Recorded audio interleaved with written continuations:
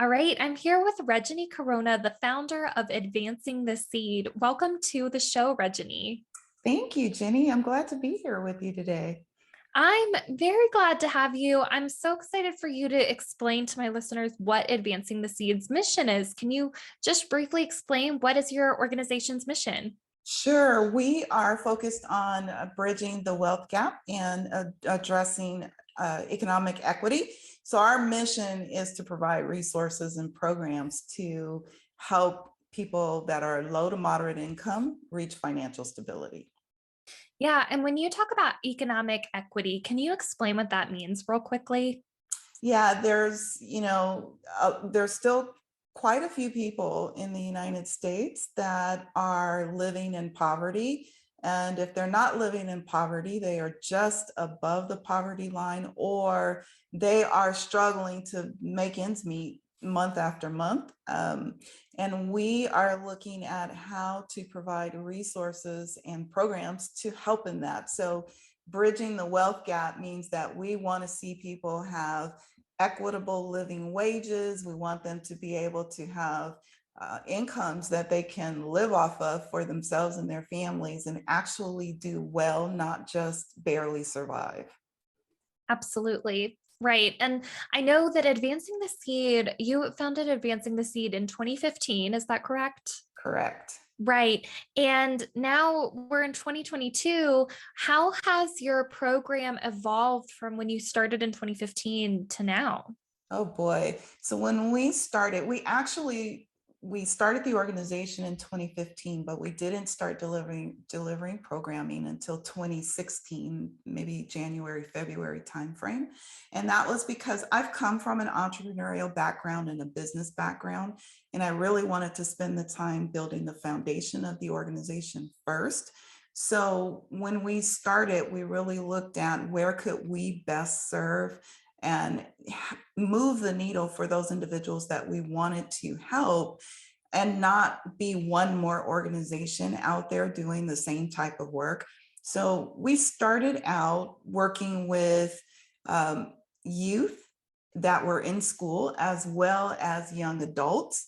And then we evolved to, based on what we found in the market, working with workforce development programs, and the more that we learned, there was a great need that wasn't being addressed with young adults. So we stopped focusing on school age kids because we figured there were enough programs out there that were doing that. And we really started concentrating more on young adults. And now we work with not just young adults, but adults in general that are low to moderate income, that are unbanked, or that have low banking experience. However, we still do quite a bit of work with young adults. So we've evolved where those that we serve have changed a little bit. Some of the programming that we provide has changed a little bit, but for the most part, we've stayed true to our roots. I really like how you're talking about how you spent the time before you actually started delivering programming, doing research and figuring out like what was needed and what types of programming were going to have the greatest impact in your mission area. That's something I think a lot of new nonprofit leaders will just skip that step and they'll say, there's a need. I know there's a need. Um, I don't know exactly who's already working to fulfill that need or what they're doing. And I don't know anything about the most effective evidence-based ways to address that need, but I just am really passionate and want to jump in. And so if you are at a place where you are thinking about starting a nonprofit and you want to start doing that research to figure out what's the best way to approach a need that exists that you feel called to support, how do you actually, what are the steps for researching what you should do about it? Well, I think that when we look at how business is done in general, and I do coaching for other nonprofit leaders and startups in particular, and I share this often, that just because you're a nonprofit doesn't mean you're not a business. That's just simply a tax classification. You're still a business, right? So Yes. when we Mhm. think about market research and doing a business plan and those kinds of things, I know that we want to jump in with our hearts, but we also need to have a business mind when we are embarking on any kind of business venture. And so I would recommend that there is some type of market analysis done just to see so what problem do you want to solve? That's where you start, right? But then once you know what problem you want to solve, look in your area, set a certain range. Maybe it's 25 miles, maybe it's 50 miles. How many entities already exist and serve in this area? And you might find that there's quite a few entities that are doing what you want to do. And it's probably going to not be a good idea if you start up yet one more organization. However, you can look at the problem that you want to solve and ultimately the goal that you want to help achieve. So for us, it was how can we help bring economic equity and good jobs to young adults? That's where we started. And how can we prepare them to be leaders in the workforce? And what we decided was workforce development was where we wanted to be, but there were lots of great entities already doing that. So we had to look at what made us unique and how could we take what we wanted to do and partner with other workforce development entities so that we could become part of the solution and actually not part of the problem. Because when you spin up another nonprofit that's competing for dollars, competing for people, and attention, it becomes another problem actually rather than a solution. So definitely looking at market research, understanding the problem and understanding how you can innovate in that space and do things differently than everyone else and how you can partner with others. Yes, thank you. I love that description. That's amazing. So, what did you, where have you landed in 2022 with your programming? Like, if I'm an adult living in the area and, and I don't know how to close the wage gap for myself, what do you do for me? So it's really interesting because previously we were focused on just a small regional area and we were serving one primary partner, which was the state of California and their Conservation Corps. We still work with them and that program is growing, but now we're entering into a revenue generating relationship with them. And so as that's happening, we're beginning to look at how can we now market to other individuals using digital platforms and using virtual tools to help us do that so that we eliminate those regional boundaries. And so in answer to your question, what we're doing now is providing learning management system access. We are creating free programs, but we also have paid programs. And it's all based around how can we provide training and coaching and other resources to help connect you to better job opportunities and Now, tell me a little bit about this. You're saying that there are free programs and there are paid programs. Tell me a little bit about that because I know a lot of nonprofit leaders who believe that if you're offering programs to people in need, that they should be free, just across the board. So why did you decide to have, an earned revenue stream with this? So first of all, again, I come from an entrepreneurial and business background. So to me, having an earned revenue stream is important, especially when you look at funders who often only want to fund programs rather than overhead.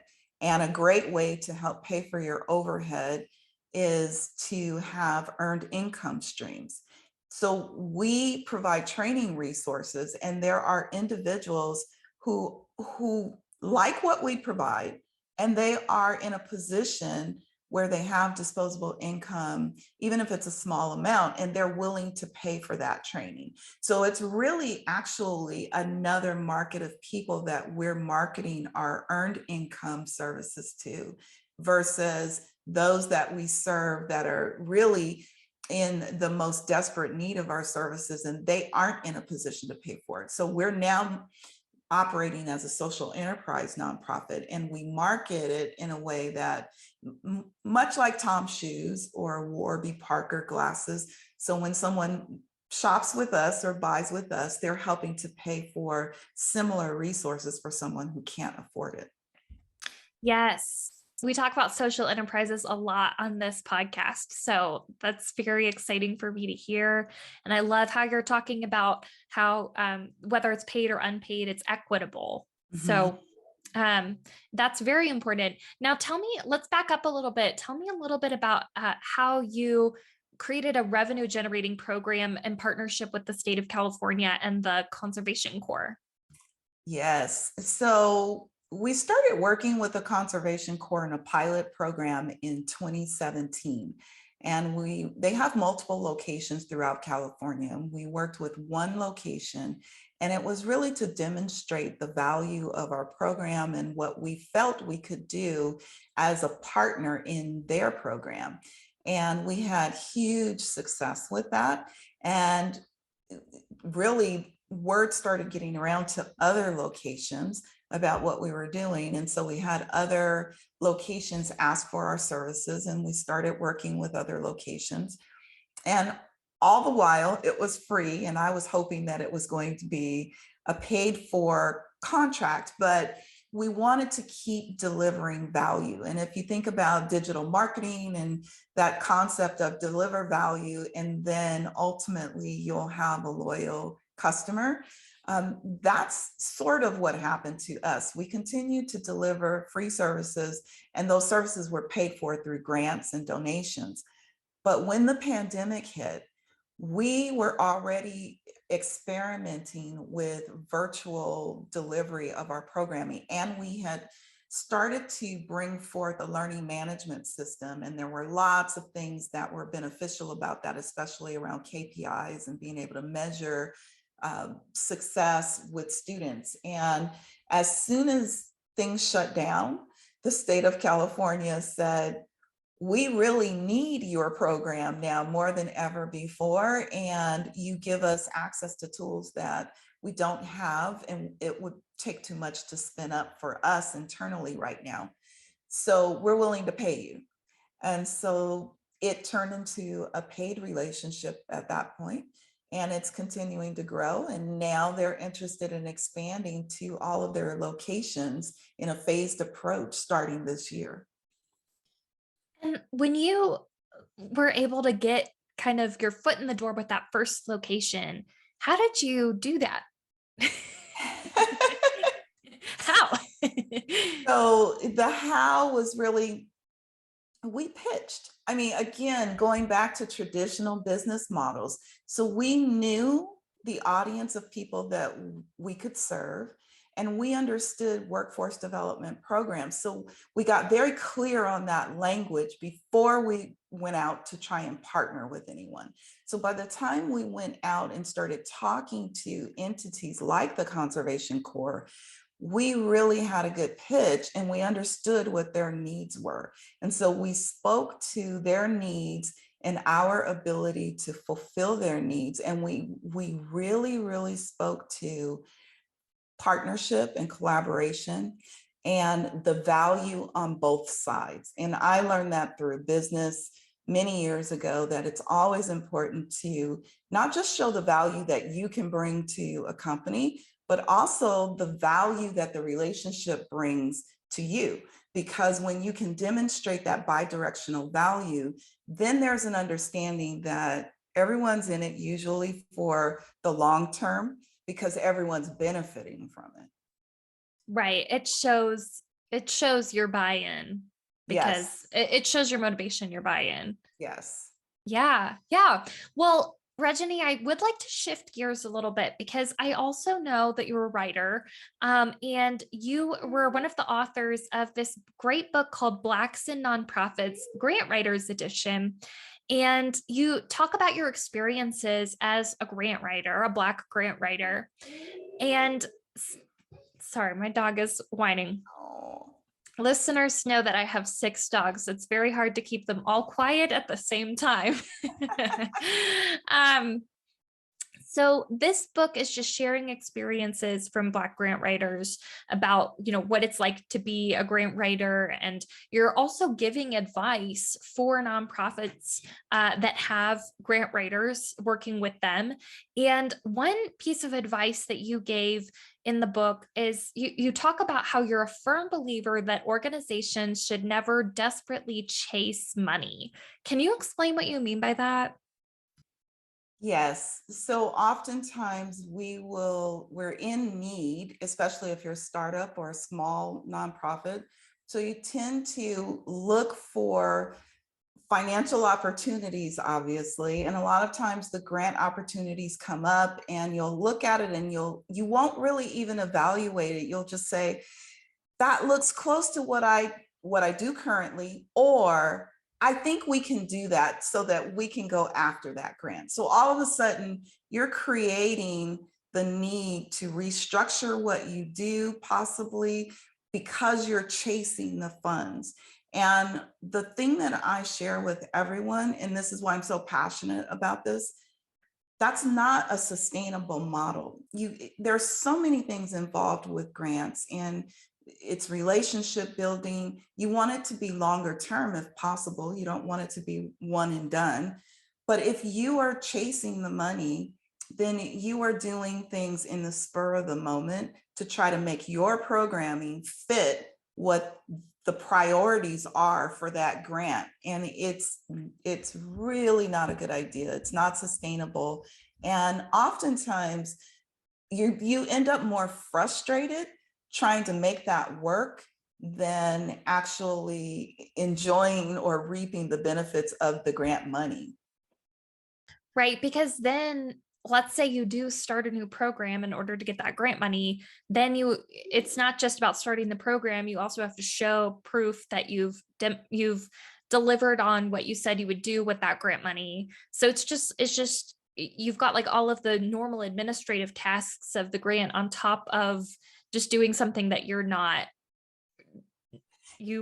that's not your thing. Right. It's not in your wheelhouse. And I'll never forget, probably about 5 years ago, I had someone refer to me, and when I sat down to consult with them, they said, we went after this grant and we got it. It was great. But now we've got to report on it and we have all of these other things to do. We have no idea what to do. Can you help? And that's one of the other problems with chasing money. You actually might get the grant. And if you do, then you've got to do what is required on your end to meet the requirements of that grant. And sometimes the cost to do that ends up being more than the grant itself. Yeah, absolutely. What can you I know we're running out of time here. I want to be respectful of your time, Regianie, but can you share one other thing you've learned about grant writing for Black-led nonprofits? Yes, so I'll try to make it really quick. As Black leaders, especially in startups, there's been attention on this, spotlight has been brought to it in the last couple of years. We tend to get less dollars. The data shows that we tend to get less dollars. And there are, I think, a number of reasons for that. There are oftentimes we don't understand the financial management. I see the same thing in for-profit businesses as well. We don't have the capacity, we don't understand how to build. So the technical resources and knowledge that we need, we're missing, or we have part of it, not all of it. And so therefore we don't know how to execute as well. We also don't tend to hear about all the great grant opportunities that are out there. And so we miss out on some of those, actually a lot of those opportunities. relationship building is extremely important, but if you feel insecure about whether or not you're going to be able to succeed in developing those relationships, I mean, you can dive into this so deeply. There are so many other things, and it applies across the board to all ethnicities, but I think it seems to be more prevalent among people of color that are leading nonprofits, and especially Black-led nonprofits. And I'm really hoping to see that change over the next couple of years. Same. And I think progress is being made. It is. But this is something else we talk about on the podcast a lot. It's just, these are systems that have been built through white supremacy, that even if we're not talking about individual people at foundations, like they may not themselves be white supremacists, but these systems were built under structures of white supremacy, and that's not something that changes overnight. No. So it takes time, and systemic racism is definitely prevalent, and and then there's also misogyny in there, so women tend to struggle more. There are all of these things that you can unpack, but if you have those who have sort of figured out how to get in and to have success, and that's what I try to provide as information in the book, just my experiences. And to date, I've been able to raise almost $8 million, not for my organization necessarily, but for lots of other great organizations and great work. And there are processes and steps. There are things I've done now to make it work. And if you can share that information, then more people can have success with it. Yeah, and I really appreciate that about this book. Again, listeners, it's called Blacks in Nonprofits Grant Writers Edition. And I'm going to include a link in the episode notes wherever you're listening or watching right now, so that you can find that book. Regeanie Corona is just one of the authors of the book. There are several other grant writers who can speak and share their own advice as well. But Regeanie, it's been so great to have you on the podcast. Thank you so much for your time today. Thank you. It's been a pleasure spending time with you. I appreciate being able to share with your audience. And, especially during Black History Month, we're talking about some very prominent and important discussions. And so I was glad to be able to have that discussion with you. Thank you. Yes, thank you.